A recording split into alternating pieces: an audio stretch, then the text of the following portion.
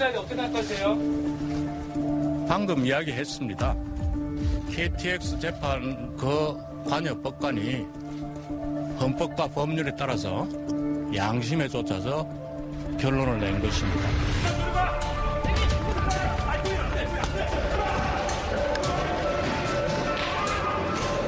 473일에 이 글씨한테 어떻게 책임지실 겁니까? 청와대와 교감을 나눴다는 것이 참 이상하죠. 뭔가 만나면은 그냥 덕담을 하고 뭐 이렇게 뭐 좋은 이야기로 분위기를 만들어야지요.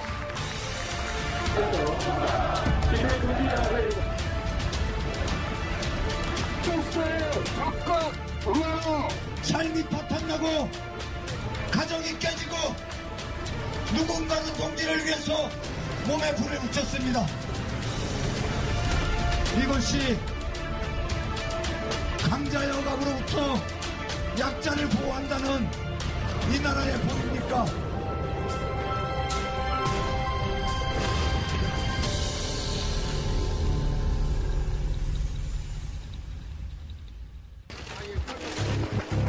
지난 5월 KTX 해고 승무원들이 대법원을 찾았습니다. 지금 뭐 하시는 거예요 지금? 이러세요? 뭐 하시는 거예요 지금? 대법원장과의 면담을 요구하는 과정에서 벌어진 몸싸움.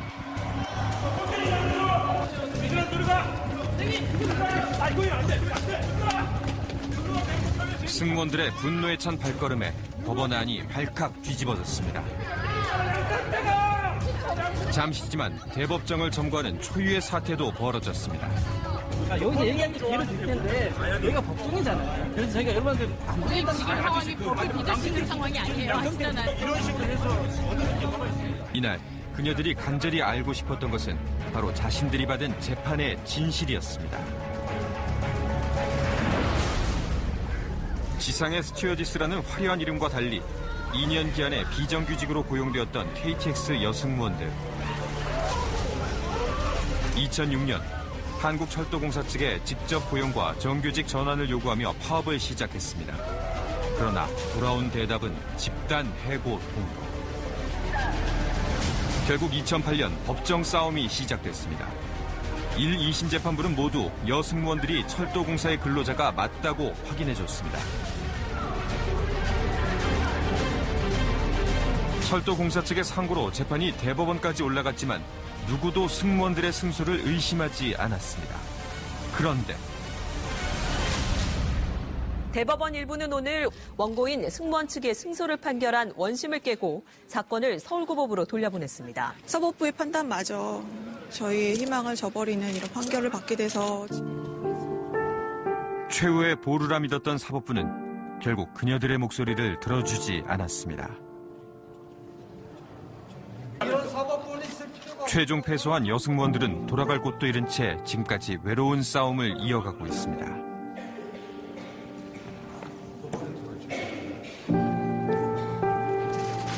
(3년이라는) 시간이 흘렀지만 승무원들은 아직도 대법원의 판결을 납득하기 힘들다고 했습니다. 그런데 판결이 내려진 양승태 대법원장 시절 법원이 재판을 두고 청와대와 거래를 시도했다는 충격적인 정황이 최근 드러났습니다. 지난 5월 특별조사단이 발표한 사법행정권 남용 의혹 진상조사에서 사법부가 대통령과 청와대에 협조적인 판결을 해왔다고 적힌 문건이 확인된 겁니다. 2015년 대법원 소속 법원 행정처에서 정리한 정부 운영에 대한 사법부의 협력 사례. 그 가운데 KTX 해고 승무원의 대법원 판결이 들어가 있습니다. 역시 큰 논란이 됐던 쌍용자동차 정리해고 사건. 사측의 손을 들어준 대법원의 판결도 국정협력 사례로 소개돼 있습니다. 문건이 공개된 지 한 달 만인 지난주 수요일. 쌍용차 해고자들 가운데 30번째 죽음이 발생했습니다. 9년째 복직을 기다리던 한 해고자가 스스로 목숨을 끊은 겁니다. 고 김주중 씨.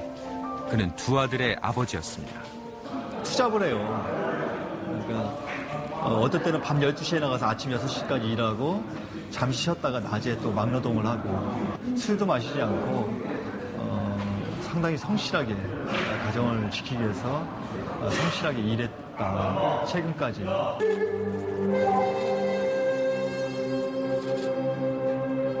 정리해고 후 재취업의 길이 막혀 긴 생활고를 겪어왔다는 김 씨. 가족에게 남긴 그의 마지막 유언은 빚만 남기고가 미안하다는 문자 메시지였습니다.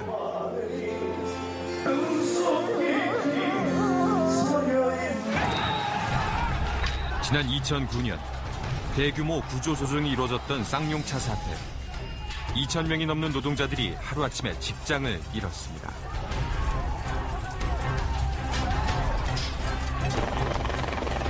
회사는 대화를 거부했고 정부는 사태 해결을 외면했습니다. 정리해고에 맞선 현장에는 대규모 공권력이 투입됐습니다. 경찰 특공대의 강제 진압이 이뤄졌던 날 그곳에 고 김주중 씨도 있었습니다. 해고 노동자들이 신락 같은 희망을 안고 마지막으로 향한 곳이 바로 법원이었습니다. 해고 무효 소송에 대해 고등법원은 해고자들의 손을 들어줬습니다. 그러나 대법원은 사측의 손을 들어줬습니다. 선고 전부터 판결이 이미 정해진 듯한 의심스러운 정황도 있었다고 합니다. 2014년 2월 달에 고등법원이 선고가 됐는데 대법원이 2014년 11월 13일 날 9개월 만에 파기환송했습니다. 그런데 보통 심리불속행 사건이 아닌 사건, 그리고 그것도 고등 2심 판결을 뒤집는 사건은 이렇게 초고속으로 선고하는 경우는 굉장히 드물거든요. 아마 지금까지도 없었고 앞으로도 찾기 힘들 겁니다. 굉장히 드문데, 그래서 저희가 의심하기로는 이 고등법원 판결이 선고되면서부터 파기하기로 거의 생각하고 사실은 준비하고 이렇게 한 것이 아닌가. 대법원의 판단이 오롯이 법과 양심에 따른 것이었는지 의심스러운 지금. 남은 동료들은 사법부를 향해 그 책임을 묻고 싶습니다. 그런 거 있잖아요. 피가 거꾸로 치솟는다. 그런 겁니다. 왜냐면 우리가 그 파기환송 후에 4명의 동료와 가족을 또 떠나보냈어요. 동료와 가족들의 죽음과 맞바꾼 거잖아요. 6년을 힘들게 싸워왔고 버텨왔던, 하루하루 버텨왔던 노동자들에게 가슴에 좀 대못을 박는 이런 판결을 대법원이 했죠. 재판 뒷거래 대법원을 규탄한다.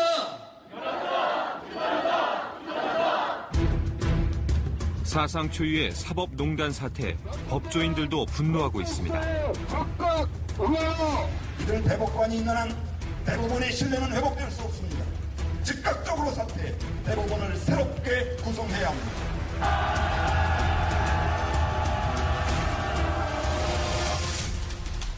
사법부의 심장. 대법원을 향한 규탄의 목소리는 밤낮 없이 계속되고 있습니다.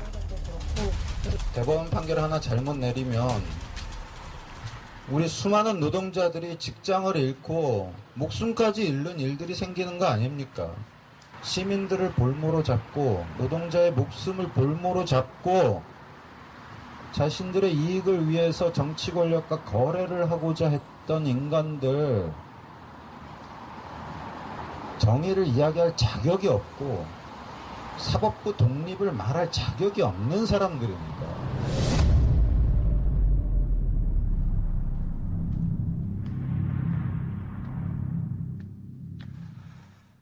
작년 2월 부당한 업무 지시를 거부한 한 판사의 사표 제출로 인해 알려진 이른바 판사 블랙리스트 의혹. 우리는 지난 4월 대법원의 판사 사찰 의혹뿐만 아니라 대법원이 상고법원 제도를 도입하기 위해 원세훈 재판을 도구로 이용하려 했고 청와대 국정운영기자에 맞는 판결을 해왔을지도 모른다는 의혹을 제기했습니다. 숱한 의혹에 대법원은 스스로 진상을 규명하겠다며 지난 5월 3차 조사 보고서를 발표했습니다. 여기엔 사법부가 지난 정권과 사전 교감하면서 재판 거래를 시도한 정황이 담겨 있습니다. 그리고 충격적인 내용이 추가로 알려졌습니다. 상고법원 도입을 반대했던 당시 변호사협회 회장, 즉 민간인을 사찰했다는 구체적인 의혹이 제기된 겁니다. 여기 이 문서들이 조사단이 공개한 98개의 문건입니다. 2014도 10978 내란 음모 등 피고인 이상호 외 6명, 상고인 피고인들과 검사, 주문, 상고를 모두 기각한다. 이외 유지는 지금까지 설명한 바와 같습니다. 이상으로 이 사건 판결 선고를 마치고 법정을 잠시 휴정한 다음 장례를 정리한 다음 다른 판결을 이어서 선고하기로 하겠습니다. 이제 다른 소식도 전해드리겠습니다. 대법원이 공개한 사법부 블랙리스트 3차 조사 결과 내용을 보면 충격적입니다. 양승태 전 대법원장이 이끈 사법부는 청와대의 비위를 맞추기 위해서 정치적 소송을 기획하기까지 했습니다. 임현주 기자가 보도합니다. 헌재의 결정으로 통합진보당이 해산되자 양승태 대법원은 엉뚱한 기획을 시작합니다. 통진당 소속의 지방의원 가운데 지역구 출신 의원들의 자리를 빼앗는 방안을 검토한 겁니다. 통진당 지방의원의 의원직을 박탈하기 위해 지자체를 앞세워 소송을 제기하되 보수 색채가 강한 경남 지역 중 한 곳이 적절하다고까지 제시합니다.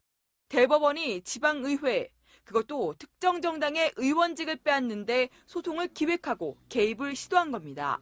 대법원 스스로도 불법성을 인식한 듯 이 사실이 외부로 알려질 경우 감당하기 힘든 파장이 있을 것이라고 언급하고 있습니다. 사법부가 정권에 노골적으로 줄을 댄 흔적은 곳곳에서 확인됩니다. 대통령과 청와대의 원활한 국정 운영을 뒷받침하기 위해 최대한 협조한 사례를 설명한다. 집권 여당이나 정부 부처의 문서이나 발견될 법한 문구입니다.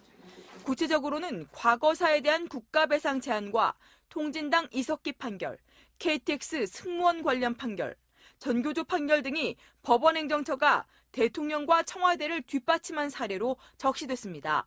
또 파급력이 큰 사건이나 민감한 정치적 사건은 청와대와 사전 교감을 통해 돌출 판결이 없게 조율하는 역할을 수행하고 있다고 자랑하기까지 합니다. 그러나 3차 조사에서도 모든 의혹의 정점에 있는 양승태 전 대법원장에 대한 조사는 전혀 이루어지지 않아 셀프 조사의 한계를 드러냈습니다. MBC 뉴스 임현주입니다. 네, 다음 소식 이어가겠습니다. 사법부 블랙리스트 의혹을 조사해온 특별조사단이 최종 조사 결과를 발표했습니다. 양승태 대법원장 시절 법원 행정처가 사회적으로 민감한 재판을 활용해 청와대와 거래를 시도한 정황이 드러난 겁니다. 먼저 박현석 기자입니다. 지난 2015년 법원행정처에서 작성된 문건입니다. 문건에는 법원이 그동안 민감한 정치적 사건 재판에 대해 청와대와 물밑에서 조율하는 역할을 수행해왔다고 적혀 있습니다. 또 법원이 직간접적으로 박근혜 대통령과 청와대에 힘을 보태왔다는 내용도 있습니다. 이석기 전 통합진보당 의원 내란 음모 사건과 철도노조 파업 사건, 통상임금 판결 등이 그 예로 나와 있습니다. 사법행정권 남용 의혹 특별조사단은 이 문건들이 임종헌 당시 법원행정처 차장이 직접 작성했거나 지시한 문건이라고 밝혔습니다. 대법원의 최대 현안이었던 상고법원 설치에 대해 청와대 협조를 받기 위한 협상 추진 전략으로 작성됐다는 겁니다. 조사단이 파악한 또 다른 문건에는 청와대와 우호적인 관계 유지를 위해 원세훈 전 국정원장 재판 등은 그 처리 방향과 시기를 신중히 검토해야 한다는 내용도 담겼습니다.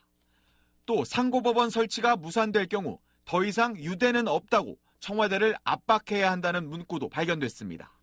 하지만 조사단은 문건 내용들이 실제로 이행됐는지, 양승태 전 대법원장에게 문건이 보고됐는지 여부는 확인하지 못했다고 설명했습니다. SBS 박현석입니다. 당시 청와대가 예의주시하고 있던 통합진보당 재창당 움직임에 대해서도 법원 행정처가 이를 직접 견제할 수 있는 방안을 마련한 것으로 나타났습니다. 소송을 사주하는 방안을 제시하며 어떻게 하면 되는지까지 검토했습니다. 이어서 류란 기자입니다. 제목 옆에 내부, 대외비라고 강조해뒀습니다. 헌재의 통합진보당 해산 결정 후 지역구 지방의원직은 유지되던 상황. 법원행정처가 이들 의원직을 박탈할 방안을 검토한 문건입니다. 여전히 수당이나 사무실 등 지자체의 편의를 제공받고 있으니 해당 지자체장을 시켜 행정소송을 내게 하자는 일종의 소송 사주를 대책으로 제시했습니다. 소를 제기할 땐 이렇게 하면 된다며 소송 종류와 청구 취지, 이유도 자세히 안내합니다. 우선 검토 지역으론 보수적 색채가 강하고 여당이 단체장인 울산과 경남을 콕 집었습니다. 조사단은 법원행정처가 당시 박근혜 청와대의 관심사였던 통진당 재창당 움직임 견제 방안을 제시해 우호적 관계를 유지하려 한 것으로 보인다고 지적했습니다. 계획대로 소송이 제기됐거나 청와대에 문건이 전달된 사실을 확인할 수는 없지만 그 자체로 대단히 부적절하다며 보고서 통틀어 가장 높은 수위로 비판했습니다. 조사단은 법원행정처가 박정희 대통령 시절 긴급조치 피해자들의 손해배상 청구를 받아들인 판사를 징계하려 했다는 의혹 역시 사실로 확인됐다고 밝혔습니다. SBS 유란입니다.